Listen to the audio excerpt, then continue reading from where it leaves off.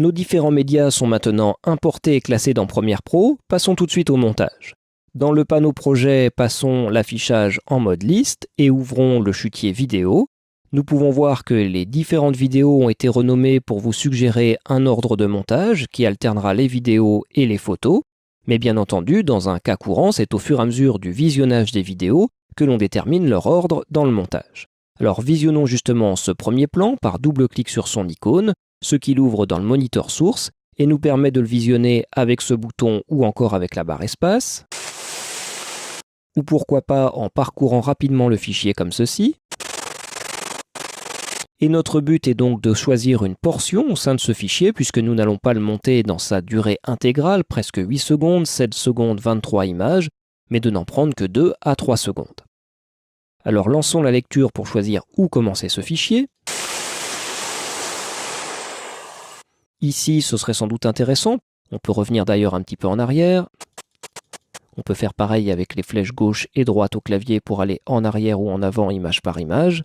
Et on va placer ici un point d'entrée avec ce bouton ou alors avec la touche I au clavier comme point in en anglais, donc point d'entrée.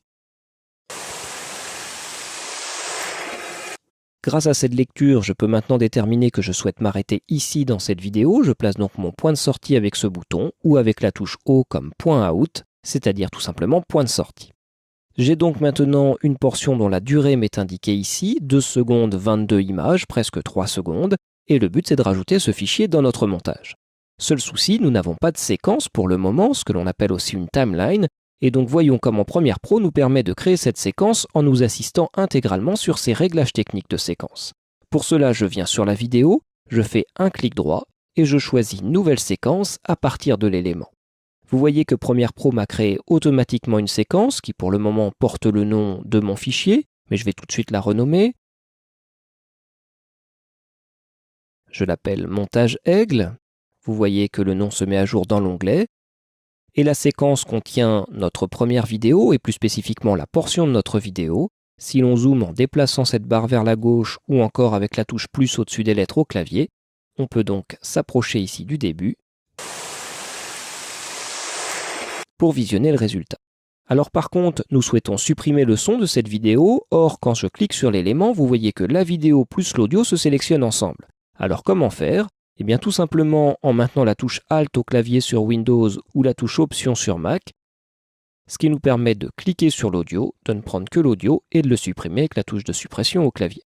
Intéressons-nous maintenant tout de suite à l'audio de ce montage et nous verrons par la suite comment rajouter d'autres vidéos par-dessus, puisqu'ici nous avons un audio qui sera prédéterminant avec à la fois une musique et une narration. Pour ouvrir le fichier musique, je double-clique sur son icône et on voit que dans le moniteur source, j'ai la représentation du son avec ses formes d'ondes. Là où le son est contracté, c'est qu'on est proche du silence. Et donc ici, ça veut dire que j'ai 2 mouvements musicaux dans ce fichier audio, et c'est le deuxième d'entre eux qui m'intéresse. Donc bien sûr, pour ne placer que ce deuxième mouvement musical dans mon montage, je viens me concentrer sur cette partie de l'enchaînement pour venir placer mon point d'entrée.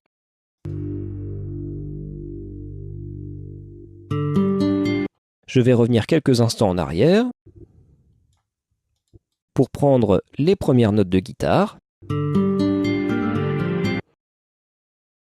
Et je vais maintenant placer mon point de sortie à la fin.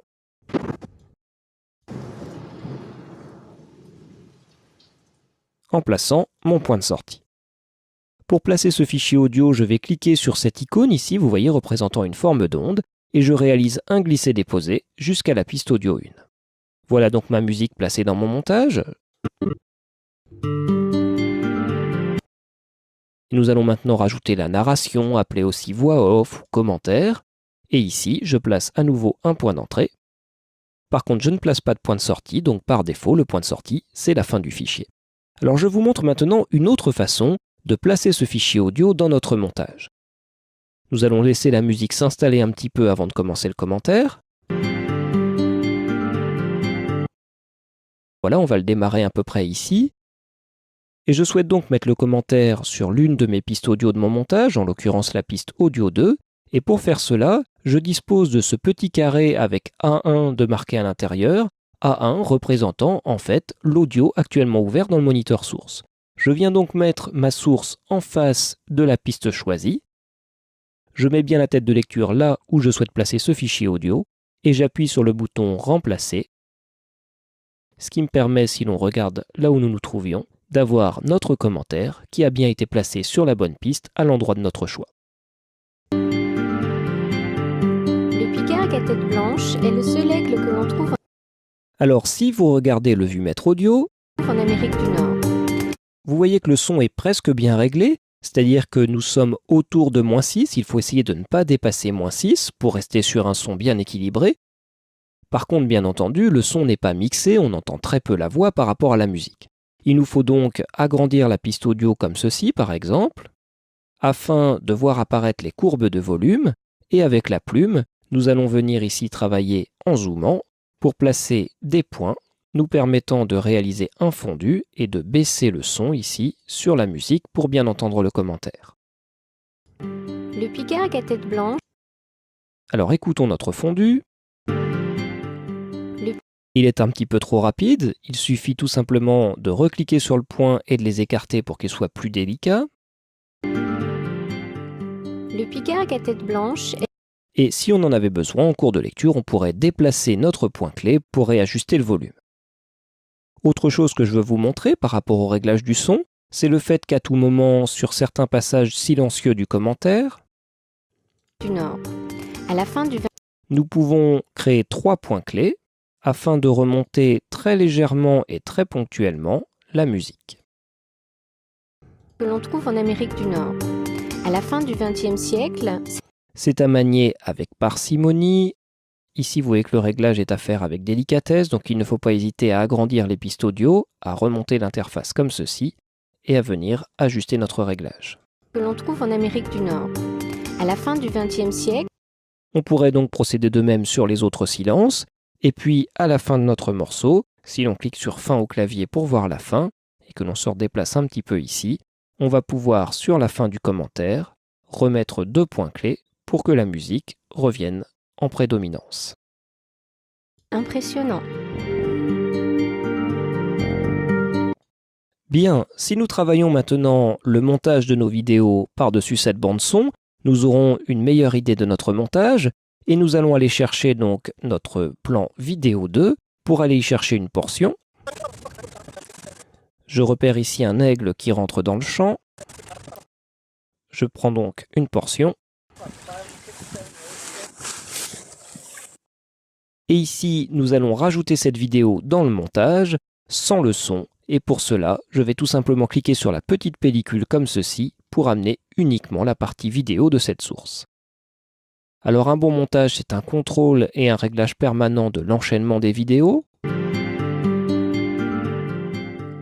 Le pigargue à tête blanche, Mais ça va être également la maîtrise du rythme, avec donc pourquoi pas le fait de venir agrandir ou rétrécir ces vidéos, ce qui va être facile tant qu'il n'y en a pas derrière. Et si par contre on a déjà mis plusieurs vidéos les unes derrière les autres, il nous faudra utiliser les outils raccords que nous verrons dans quelques secondes. Mais rajoutons d'autres plans pour pouvoir justement voir cela.